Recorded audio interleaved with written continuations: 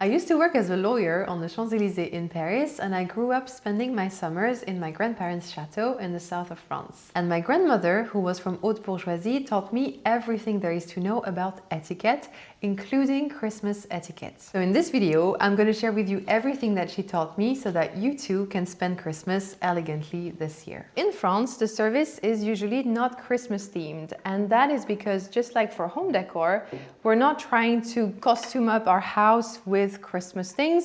We're trying to express as much refinement as possible. So I'm going to have quite a few courses in that Christmas meal.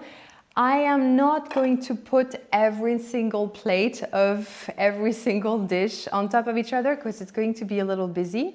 So I am just keeping the flat plate, so the one for the fish, this one's going to be, and I am putting on top my soup plate, which is going to be my appetizer. And when placing tableware, especially tableware that has little drawings like this one, I always make sure that the drawing, the character, the flowers, the fish, whatever is drawn on it, is facing the person. That is a way of showing that I care about them and that I have taken the time to place my tableware properly, and I didn't just like throw it and put it like however randomly because I was too busy and too much in a rush. Something my grandmother really insisted on. Likewise, I'm going to make sure that everything is centered. And I'm going to make sure that my plates are well aligned so that my guests are not facing each other but a bit sideways. If you have some space where you can store your unused, ready-to-be-used tableware, that's great. So here I'm going to put the extra plates for the meat and my dessert plates that I'm going to use afterwards. For the cutlery, as you might know, in formal dinners, you have a few rows and you're supposed to eat inwards and up. So I'm going to start my meal with a soup. So I'm going to put my soup spoon first, the most outwards. And in France, you always put the spoons and the fork with the tines, or the top, I don't know, this part, downwards. And that is because traditionally the crest of the family was at the back of the silverware and we wanted to brag a little bit. For fish, I'm just going to use these smaller knives and fork, and I'm going to place my fork on the left and my knife on the right, making sure that I am leaving a little space for the meat cutlery. And something interesting with the silverware that we have right here is that it is a wedding gift that we got from a friend who is a French aristocrat whom I'm hoping to get on the channel to talk to you guys. And it's one of the most tasteful gifts I have ever received. But I don't have the knives. I just have the forks and the spoons. So I got some knives that are in metal, and it actually shows a little bit in the shine that it's not the same material. And that's why, in my opinion, silver is so exceptional, because it has this gorgeous brownish kind of shine. Silverware is something that you should actually take care of. It requires quite a lot of care.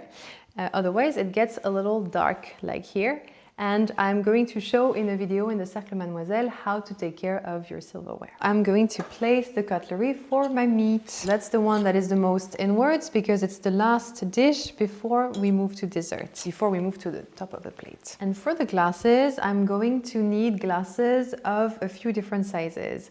At least two, one for the water, one for the wine. We're going all out, so every single person is going to have 4 glasses because we're going to have 4 different types of wines. The biggest glass is always for the water. I place it on the left, and then I'm going to try to create one nice arch for my guests from the biggest to the smallest. Water, red wine, white wine, sweet wine. And these glasses are in crystal, and if you like them, they're called Longchamp. That's this traditional design.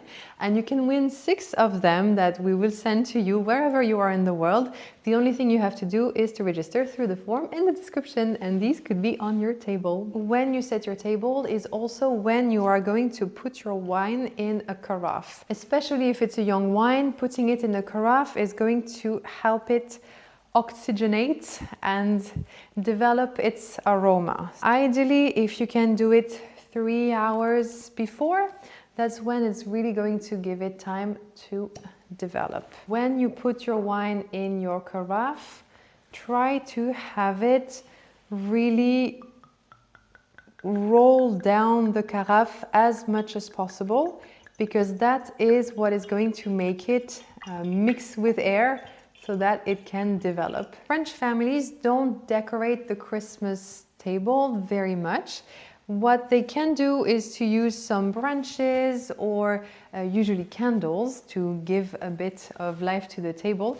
In our case, because we have quite a tiny table and a lot of stuff on it, I actually don't really have space to put much decor on the table. So I'm going to keep it quite bare.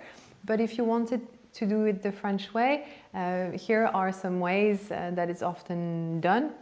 And the most important is that you focus more on the vibe of Christmas rather than creating a whole little stage with characters or things like that. So it's really about using natural materials and leaning much more into the vibe of Christmas than the tangible representation of Christmas. So let's now move on to my favorite part about Christmas, and that is gift wrapping. I absolutely love this part of Christmas because it really is about showing your love for others and showing that you've spent time thinking about them in the way you have wrapped their presents. To be fully transparent with you, France is not the champion at gift wrapping. We have been around I don't know how many stores in Paris, and we have not been able to find what I was looking for. This morning we went around Paris again, and we finally managed to find wrapping paper that was close enough to what I was looking for. For my gifts to be as pretty as possible and as homogeneous as possible, I have selected 4 different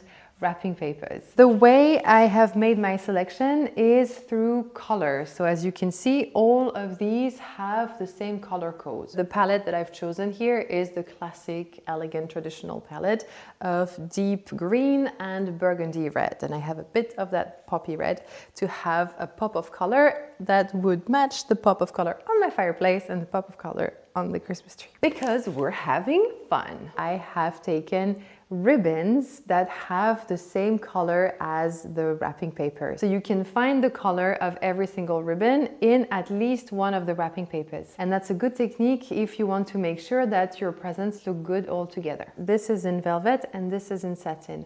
So they're not going to take the light in the same way. And as I say all the time, contrasts in materials is what makes something beautiful and interesting. You can vary the width of your ribbons and you can vary the texture of your ribbons as well. In France, if you go to shops, you're gonna get a beautiful wrapping, but people's wrapping is usually not so good. This is a moment that I particularly love because to me it's the ultimate cozying. You really take some time, you have a nice coffee, you listen to some Christmas carols, and then you can really just be in your head, but in a nice way, and just think about the people you are wrapping the gift for. And in my opinion, the magic of gift wrapping really is in the opening, because when you're wrapping gifts in a beautiful way, not only are you creating expectation for people, so when they see the gift, they're like, oh, is this one for me? Like, this looks really amazing. And also when they get the gift in their hands, the beauty of the gift already is a gift in itself because it's so nice to look at. And every single step of the unboxing is going to be a pleasant step in itself. For this one, I'm making it easy for myself because it's a box. But to the extent possible, try to have your wrapping paper as nicely folded as possible. That means taking the time at each step to really properly fold your paper so it falls nicely and doesn't bulk up too much. I'm not an expert at gift wrapping, but I have learned with the years that it really makes a difference. And usually, if you've made something a little ugly, you'll be able to conceal it as you fold. What I don't want to do if I want something refined is to have a wrapping paper with a lot going on and a ribbon with a lot going on, because that's going to send us to the tacky round, because contrast is refinement. This one didn't make the cut for the video, sorry. Whee! So what I'm looking for instead is something plain. In terms of colors here, because contrast is refinement. If I choose the same color as the package here, it's not going to be contrasted, so it's not going to be as refined. But if I choose one that is contrasting, then it's going to be much prettier. If you're curious where to find ribbons, if you want to be very creative, I have bought them at a fabric shop, mercerie in French. So the kind of place where you can buy fabric, basically. They had lots of ribbons that were very pretty. When it comes to the length, usually I kind of just go through trial and error. So here I find that it was a bit too long, so I try again. There must be techniques as well, but for me it's part of the cozy to find the exact length. To make a nice bow, I'm going to make sure that the two parts of my ribbons are diagonally opposite to each other, and I'm going to make a buckle with the bottom one, go around, and then push the bottom one into the little hole right there. Up. Come here, my friend. And that is going to nicely land the two pieces of my bow towards the bottom. And then to make it look even prettier, I am going to shape the end of my bow by folding it in two and cutting it through like this, yes. Tack. And then it's going to be extra pretty. And I'm going to do my best to give them the same length. Is this the right way? Yes, it is. There we go. And then I'm going to add my little card. I think this one is going to have the nicest contrast. And usually I like to tie it here. But you can do whatever you think is prettiest. And to make it extra tasteful and have a little reminder of the red, I am going to add a little holly branch, which is also a nice connection to how I have decorated my home. I really find that with simple wrapping paper, a beautiful ribbon, a little name tag, and something natural, whatever kind of branch, we have a really tasteful Christmas gift that is traditional but also a little cute and funky. I'm going to go with the thinnest one because my packet is not that big, and if I was to use a big ribbon, it would overpower the package a little bit. Next one is going to be our giveaway pull-in bag that I hope we get to give away when it's still Christmas time, kind of. We're giving it away at 250,000 subscribers. So if you haven't signed up yet, you are more than welcome to register through the link in bio and to get this wrapping. I hope you're not going to get it in March. Here, I think, because it's also a big gift to one of you, I want to go with the bright red to really have this like, I love just a big red ribbon. When I do this, I have Christmas carols that like play in my head. My head is like, oh, the weather outside is frightful. In France, you don't really redecorate your house for Christmas. It's more about adding a little bit of references to the season here and there. But it shouldn't overtake your decoration because then it's considered a bit on the nose and it lacks taste and refinement. Christmas is more seen as a time for beauty, craftsmanship, heritage. Anything that is mass-produced or has a heavy pop culture connotation is not aligned at all with the way French people celebrate Christmas. The Christmas tree is the centerpiece of an elegant Christmas home, and you can pick it either real, either in plastic. But if you pick it in plastic, make sure that it looks real, or as real as possible. No golden flakes, no frosted tips, no fake snow, nothing that would make it look like you haven't picked it up yourself from the forest and brought to your living room. In terms of color palette, there's plenty of inspiration on Pinterest, But if you want to do it really the French way, you'll be looking for colors that are naturally present in nature at this time of the year, to which the French usually add gold and silver to reference the festive mood of the season. So that means no bright color, no pink, no blue, because that's not something that could have been done in the past, and French Christmases are very much about tradition and heritage. What matters when picking your Christmas baubles is that there is a contrast of size, of texture and of color, because contrast is what makes anything interesting to the eye, and that is what creates refinement. So if you have all the same sizes of baubles, all the same color, it's going to make your Christmas tree look very flat and a bit tacky. For an elegant Christmas tree, you should avoid the big bows in satin, because these really have a pop culture mass production connotation, which is at the opposite of what we're trying to achieve here. The only kind of non-Christmas bubbly ornaments that you would get in France are the very traditional ones, like little horses or houses or little traditional Santas or nutcrackers. And you'll want to avoid tinsel garlands for an elegant French Christmas tree, because these have a cheap, tacky shine that is not aligned with the heritage Christmas vibe that we're going for. If tinsel garlands are something that you absolutely adore, then the most refined way of putting them on is first to pick some thin ones so they don't overcrowd your tree. And you'll want to start your garland at the back of your tree and then nicely go around by leaving them quite loose. And most importantly, they shouldn't cross each other, because otherwise it's going to look like you literally sausaged your tree. So you can only go up or only go down. As you can see, it's a bit less elegant and refined and light than it used to be without the tinsel garlands. In France, you'll have either a star, either an angel.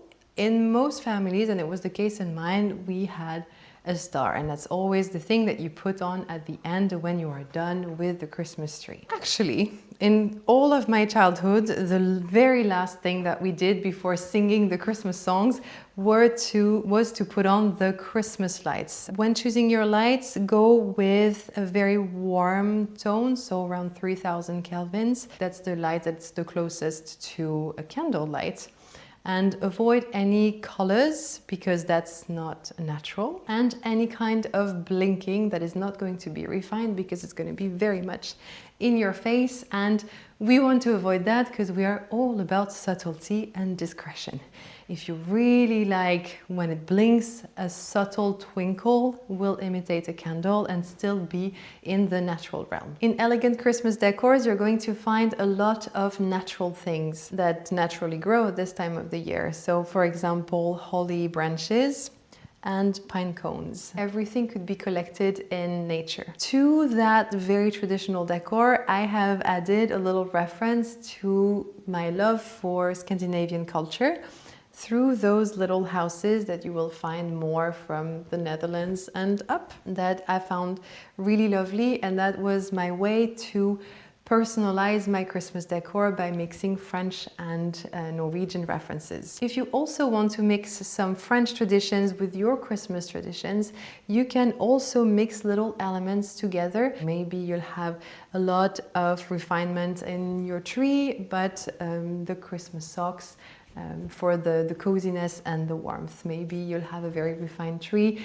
but some Christmas baubles that are a little funky. And we have put on our door, which is also a very French thing to do, a crown with a lot of natural elements as well, to invite people to our home and say this is a home that welcomes you for Christmas. In terms of outfits, a French Christmas is the perfect opportunity to dress like you would for an elegant dinner. Because Christmas is seen as a time of refinement and delicacy, it also should reflect in clothing. And that means that ugly sweaters are not welcome. In terms of color palette, there is usually a lot of black at French Christmas dinners, because black has this very elegant connotation. And a lot of people think that black is the color of mourning and burials. But historically, black was the color of richness because it was extremely expensive to make. When people wanted to honor the dead, they would wear their best outfits, which usually were black if they could afford them. That is how black developed that connotation with death, but actually it is the color of class and status. And French women very much know that, and as soon as they want to dress classy, black is usually part of the outfit. French women will not exclude Christmas-related colors, but if they wear them, it's going to be in a very subtle way. In terms of materials, you will often see in French Christmases black lace, polka dots, and velvet, but usually in small touches. You will more rarely see French women wear sequins for Christmas because that's more reserved for New Year's, as it has a stronger party connotation, and Christmas is very much an elegant family dinner. If wearing a classic black dress or a black jumpsuit feels a little bit boring for Christmas and you would like a bit more funny references, but you want to remain elegant, the French secret to do that is to avoid putting together materials, colors, and patterns that are all Christmas themed. You can have 2, but not 3 of those. Then in terms of the actual style and the actual pieces of clothing, it depends on the kind of feminine that you want to convey. With a more powerful masculine kind of feminine, you could go with a suit. If you want to go with feminine, so with a tiny bit of sexy, but not so much that it would actually be too sexy, a jumpsuit revealing a bit of your skin through the lace or a beautiful black dress will be perfectly appropriate. And then if you prefer a very traditional kind of feminine, so without any kind of sexy, a shirt together with a long skirt will be the perfect outfit for you. The way that I have found to make my Christmas outfit a little bit fun but still remain classy is to use a cute pair of earrings, like Christmas related earrings, together with a very classy outfit. Usually it makes people smile, but because the rest of my outfit is very classy, it doesn't take away from the effort and the respect I'm showing. So in my case tonight, I'm gonna go with that jumpsuit that I have worn already at a few Christmases and which is for me the perfect outfit because it has a bit of power feminine because it's trousers, but also a little bit of feminine through the lace. The most important part of a French Christmas is the apéro. It's not the appetizer, it comes just before, and it's usually the part that most people prefer. That is mostly due to the fact that then you're gonna have champagne, either to be served in a flute or in a coupe. Most people serve them in flutes because that's what keeps the gas the longest because of the shape. As you can see, there is not so much contact with the air here at the top. But my grandma, she always served her champagne in coupes like this. And although it doesn't keep the bubbles as long, it is really refined. The second centerpiece of a French apéro at Christmas is the foie gras, literally fat liver, which is not the most ethical food in the world, but which tastes really good. And so when having your foie gras, you're going to have a little bit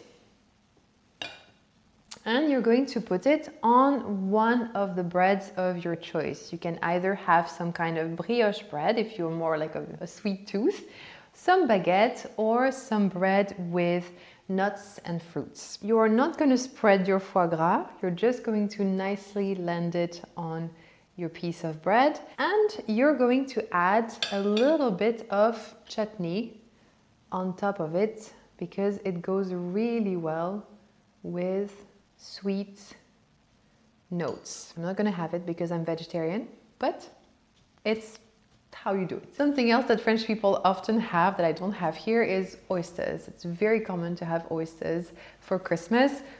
We didn't go to the extent of buying them because we would have had to throw them away. Another thing that you'll for sure have if you're having an elegant Christmas in France is the combo smoked salmon and blinis. These families either make themselves, either by ready-made. So ready-made from the store or from the caterer, depending on the budget. So usually it's going to be blinis with either smoked salmon, either fish egg, either some kind of cream cheese. Here we have everything together. The objective of the apéro is not to get full right away. It is more to have some tiny teeny bites to just open your appetite and to really enjoy the subtleness of the taste rather than feeling full. And it's also a great moment for the host to be able to time when the meal is going to be warm and when they're going to invite all the guests to the table. A French Christmas dinner is very much like a traditional, fancy, elegant dinner. We're going to have many courses, many types of foods, many types of wine, and then when we're going to be good food, we're going to have some more food at the end. So we're going to start with an appetizer, which most of the time is some kind of seafood, very often scallops. In our case, because we're vegetarian, we're going to have a soup, which is also a very common appetizer in elegant French dinners. And so when drinking my soup, I'm going to make sure that I am not slurping my soup, because that is very inelegant, and instead make sure that I am simply tilting my spoon so that the soup naturally enters my mouth. A Christmas soup is very often going to be made of the same ingredients as this one, which are butternut and chestnuts. And when I'm almost done with my soup, the last thing I want to do is to scrape and ding my plate, because that's really inconvenient for the other guests.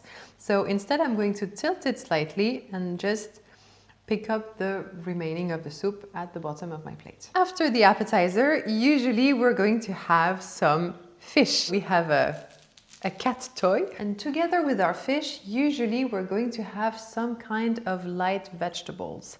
The objective of a long meal like this is not to be full, because there are lots of steps and lots of courses. So usually each portion is quite light. So here, together with my fish, I have some nice how do you say that in English? Haricots verts. You guys know how this is called in English. And usually, together with your fish, you're going to be offered some dry white wine. My personal favorites are Chablis, Sancerre, and Gewürztraminer. And I forgot to mention, but I brought my champagne with me to the table, and that's what you're gonna do if you're not done with your champagne at the time the host is inviting you to move to the kitchen or salle à manger, wherever you're going to have the meal. So it's perfectly acceptable to bring your champagne and finish it usually during the appetizer. Next, we're starting to be a little full, but we're still going strong. We're going to have our meat. Usually with our meat, we're going to have some kind of mushroom mix together with some chestnuts and red currants. That's the moment where my grandfather would help everybody to the table, so you wouldn't have to basically go over your glass like this. But here we're gonna do that. And then we get to do one of my favorite things, which is to use this lovely little object, which is a saucière, and pour a bit of pepper sauce onto our meat. And usually it's very inconvenient, so that's why we have a lovely little plate to put underneath, because otherwise it would ruin the table in 2 seconds. And together with my red meat, I'm going to have red wine, which is the wine that we carafed earlier. When it comes to red wine, my personal favorites are Grave, Saint-Émilion, and a nice Bordeaux. But it's hard to know with Bordeaux because you have amazing ones and terrible ones, and they're all called Bordeaux. And after the meat, a French meal wouldn't be a French meal without cheese. I have a full cheese section in another video. If you are very interested in cheese, I invite you to check this one out, and I'm going to skip directly to the best part of a French Christmas meal, the bûche. Marvelous! This is the masterpiece of French Christmases. The bûche actually is a tradition that goes all the way back to the Middle Ages. It was actually a real log that was burnt for Christmas for a few days. It was a huge log. But as kitchens evolved, that huge log didn't fit or was not in use anymore during Christmas times. But in the 1800s, pastry chefs actually brought the Yule log back, so the bûche. as a dessert. Initially, it is a rolled cake stuffed with some kind of cream with little characters on top. This is the ultra traditional bûche, which is a bit on the heavy side, and a lot of people are not big fans of them. And as they have evolved more towards these kinds of bûches that are a bit more refined. But we have also very modern bûches like this one that chefs and brands like to release around Christmas. And it's a bit of a nerdy thing to look up the bûche of the year from your favorite pastry chef. So depending on the family and depending on the tradition, you're going to have different types of bûche, or sometimes no bûche at all, which is a sacrilege if you ask me. And together with my bûche, because there's always a wine for every single dish, I'm going to have sweet white wine. And my favorite sweet wines are Sauterne, which this one is, Pacherenc and Montbazillac. And my sweet white wine, I'm going to pour it in the smallest glass because the taste is quite concentrated and I don't need much of it. And I'm going to enjoy my final wine with my bûche. And like if it wasn't enough, after this whole meal, we're going to have coffee or tea and chocolate. Usually if it's coffee, it's going to be served as an espresso in lovely cups like this. If it's tea, what I've seen mostly are those repurposed coffee pots into teapots, and you can tell that this is a coffee pot because it's wide at the top, whereas a teapot would be wide at the bottom so that the leaves can open. Together with our coffee we can have sugar, and it's considered very tasteful to offer your guests some sugar cubes in a sucrière, a sugar pot, probably in English. And if you have this little pince on top of it, that's going to be extra tasteful. And usually in terms of chocolates, you have two versions, one very refined and one less refined. This one is from La Mère de Famille. That's a place that was founded in 1761. It's very well perceived during Christmas to offer refined chocolates to your guests. You want some chocolate, Nala? That would not be good. So when offered chocolates like this, or when offering chocolates like this, each person is expected to have 1, 2 max, and usually you're pretty full, so it's quite easy to restrain yourself, refrain. And the less refined but very fun version are the papillotes, which are these quite tacky candy-shaped chocolates, and inside there is usually a little joke or a little saying or a little fortune cookie telling, and that's also a great way to socialize and have fun at the end of the meal. Simplicity is supreme sophistication. Leonardo da Vinci. I guess if that doesn't give you the idea of like a French Christmas, I think voila. And it's at that time of the night that the kids are going to get the gifts, if they get the gifts on the 24th, which is less common in France, or they're going to leave a little cake, a little glass of milk for Santa to get a little break during the distribution of the gifts, which is one of the fondest memories I have of Christmas. And then they're going to go to bed and wait for Santa to come in the night and open the gifts then on the 25th in the morning. Christmas mornings last quite a lot in France, and it's really the climax of Christmas. And we usually have quite a long breakfast, and that's the opportunity for everybody to peek a little bit at the gifts because we haven't seen them before, and Santa has brought the gifts during the night. So this is the first time everybody discovers the gifts, and usually because your packages are beautiful, people are going to be wondering who those beautiful packages are for. During the opening of the gifts, so once everybody has had a long breakfast, everybody is going to be looking at the person opening their gifts, and that's a very big part of French culture, and it's a really big enjoyment of the act of opening a gift because that allows everybody to enjoy the discovery of the gift and the joy on the eyes of the person. And if Santa is not part of the conversation, this is also the opportunity to talk about why you chose this gift for this particular person. If you would like to be the person to receive these beautiful crystal Longchamp glasses, Don't forget to register through the form in the description and I'll be very happy to send them to you. So there obviously are plenty of ways of celebrating Christmas and I hope that this video inspired you. And a special thank you to our Cercle members here on YouTube. Thank you for being here and Merry Christmas. If you enjoyed what you saw, I invite you to subscribe and in any case, I will see you very happily in the next one. À bientôt!